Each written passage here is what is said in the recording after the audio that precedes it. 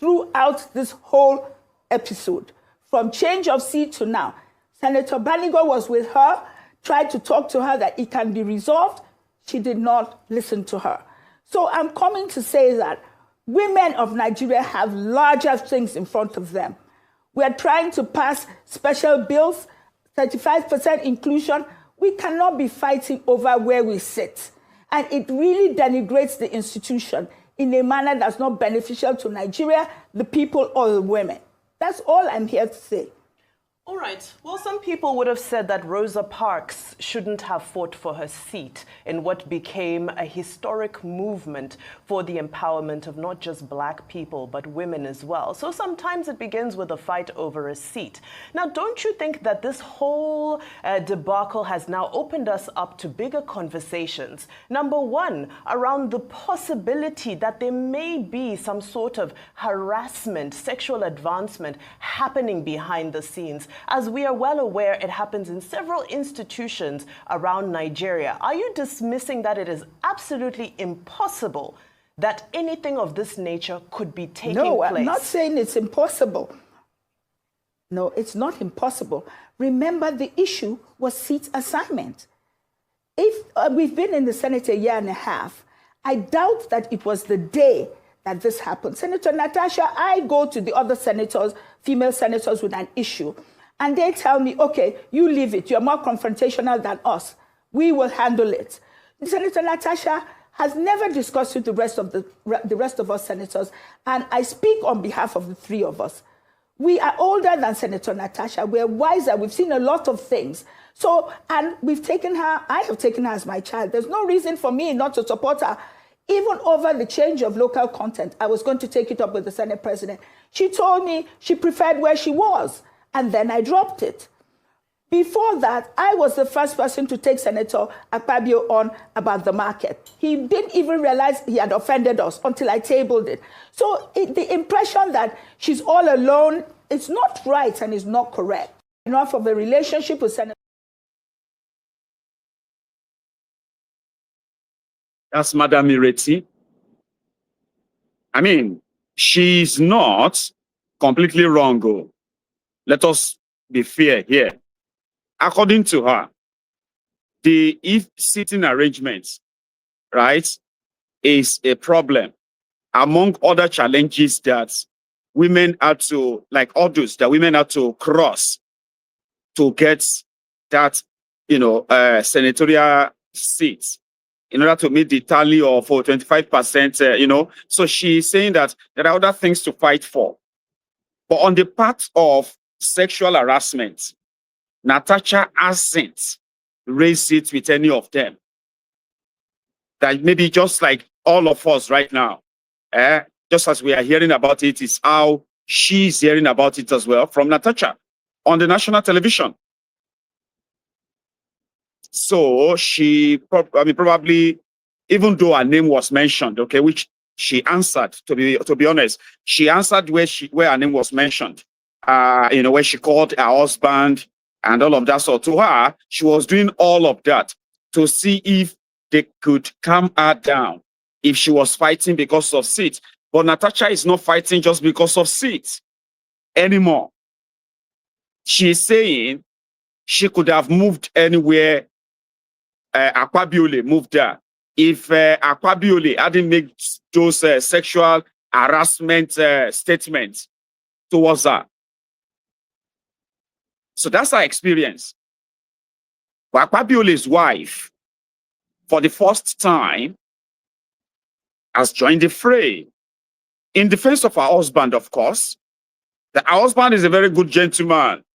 He's a very responsible man, Akpabiole. But there was a time, I think it was around 2020, when Akpabiole was, when he was Minister of the Niger Delta. You remember that lady that said Akpabiole sexually harassed her, that she had to slap Akpabiole. She said it on the national TV. You remember her? Okay. If you don't, here. Woman, the only Nigerian woman that has slapped his face. Why did you slap him? Why did you slap him? He slapped him because of his plan B. He thought that he could Since he couldn't get me to take that money, he thought that plan B, if it could come up on me, he didn't know that I'm a Port Harcourt girl. Port Harcourt girls are not moved by money, by somebody telling me that you make me a substantive MD. The Port Harcourt girls are Can we clarify this? Because this is, we can't gloss over a slap. What is the plan B? He came up on you. What exactly does that mean? We were having a meeting. Akpabiole's meeting with me is either in Apple or at Meridian or whatever. Those are his meetings. I slapped him. Well, Joy, are you accusing Senator Akpabiole of attempted rape? Is that the point you are making? Or sexual harassment? Harassment sounds better, not rape. Okay, so you are accusing him expressly of sexual harassment? Yes, I am accusing him. A woman, the only Nigerian woman that has slapped his face. Why did you slap him? Why did you slap him?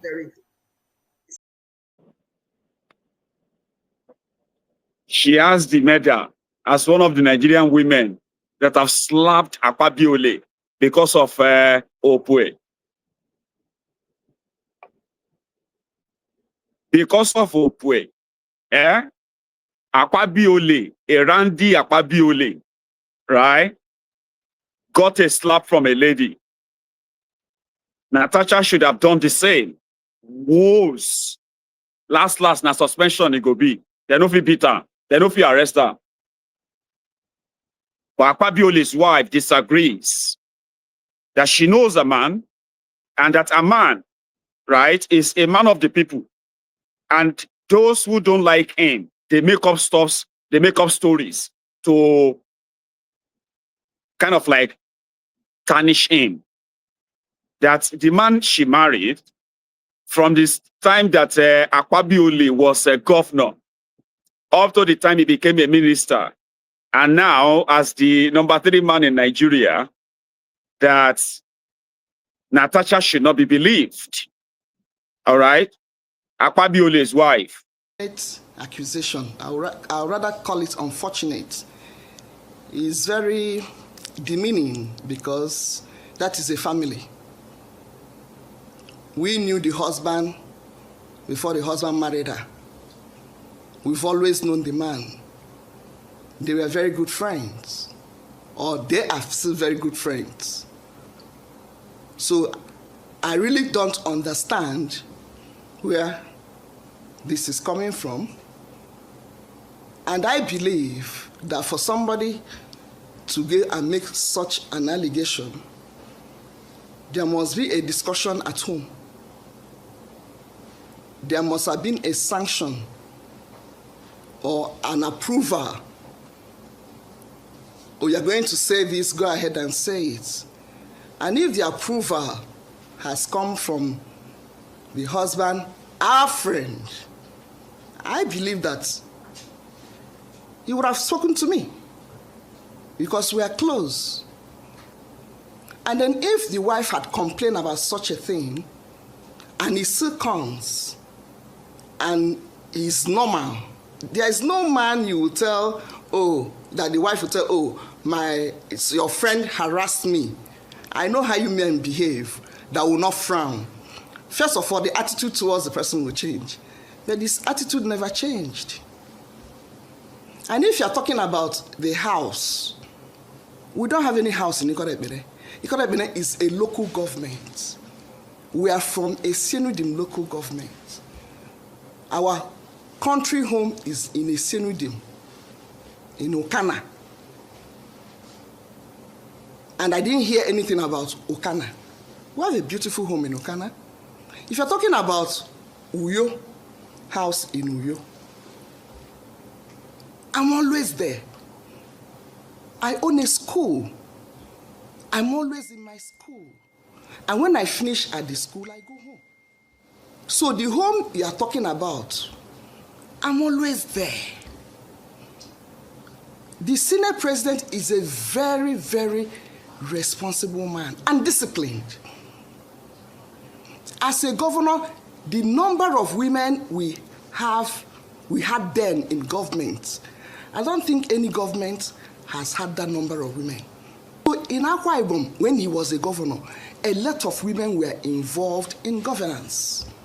And none of them, not one, ever said something like this. In the past, we've allowed people to get away with a lot of things. And he will always tell me, if you can't stand the heat, leave the kitchen. I'm here to serve my people. They will throw mud at me. I said, but this mud is becoming too much. Why can't you do something? So I'm now the one going for a legal address. Entertaining people whenever he's around. So if the man was walking behind and the conversation was taking place in his presence, he could have heard. Even the body gesticulation could have shown the man that there was something wrong. Security men are always with the SP. So for that night, I knew I served people. People were at home. The house is never empty when he's around, because constituents will be there, Akwa Ibom people will be there, and they never leave him. Whether the house in the village in Okana or the house in Uyo. And there's no way a man that is artistic. That's Akpabiole's wife, giving us scenarios, the description of their house, and how much Natasha should not be believed. She said she's so close to her husband that her husband would have told her. That's how close they are. That this that Natasha is saying about her husband is total makeup, like she made it up. So right now, things have gone beyond where it all started, just for the record. So, and this is the first time I'm seeing Akpabiole's wife come out to speak and defend her husband. So there must be other stuff going on behind the scene. Somehow, that Akpabiole, as much as he's publicly presenting himself as untouchable, he's a playboy with, as a rubber stamp to Tifnumbu Kolu. So everything, people can say whatever they want to say about him. It's never going to change anything, kind of, right? But I have never seen Akpabiole's wife come out to speak. It was Akpabiole that told us that people were threatening his wife during the End Bad Governance protest. Remember, when Akpabiole said people can go and continue to protest, but they will continue to party. Remember that time? Anyway, let's leave Akpabiole. And let us sorry, let's leave Akpabiole and let us now go to Rivers State. Listen, if you are still watching, right, remember, like the broadcast, okay? Like it, share this. And if you are planning to join us on the meet and greet with Mayegun's Diary Politicals friends, Mayegun and friends, so you can still come around though, from 5 p.m. Houston time. I'm sorry to those of us who wish they could be there, but somehow, because of the timing, don't beat yourself, all right? There will be more time. There are all of us who have like a get, So let's go to River State. If you have been following the political development in River State, as I have, now this is going to be pretty much like a premeditated end, since Wike knows how to use the judiciary to his advantage. Don't forget that part. And when I say premeditated end, simply means Fubara probably stood no long chance. So he's been putting up a good fight so far. But how far can that fight now go? We don't know. How more chaos is on the way in Rivers State right now. I can project. Do you get that now? I can project. I can't probably be definitive, right? So here is what happened. Like a flashback. So, with a wiki, bought funds for all the political office holders, those who wanted to run for office in Rivers State in 2023, from the governor to State House of Assembly to House of Reps and Senate. He bought the forms and gave it to all of them. He was building his own political, what do you call that thing again? Political platform. No, not platform. Oh, you don't get structure. Political structure. Which simply means when he's out of office, he will still have access to the resources of Rivers State, which can be partly used in funding the future political elections. So, because of this, he ensured that, those who want to be assemblies, they have their rules handed to them. Those who were to go to National Assembly, what they will do, they were handed to them. So when they finally did the 2023 abracadabra and Fubara became governor, others became assembly, they said that Wirewike was demanding for 30% of all revenue accrued to Rivers State, from all revenues, internally generated, allocation, including loans. To ensure that these are honored, these are respected, Wirewike appointed 80% of those political appointees in Rivers State in Fubara's government. So that to ensure that they are all aware where the money is coming in, when it's coming in, and where the money is going to. Just like Wirewike's third term. I don't talk like Wirewike. Just like term. You know? Anyway, so it was like 3 months after when the Supreme Court judgment ruled that Fubara Anko is clear to be, to be governor. Nothing can remove him again as governor. Few months after that, so just few weeks after that, Naso Kasala burst. Now, the kind Kasala that burst, was that Fubara felt like even God will create us now 10% in the collect. How can one person, one man, be demanding for 30%? So religiously is not right. Morally is not right. But they both have history. Okay?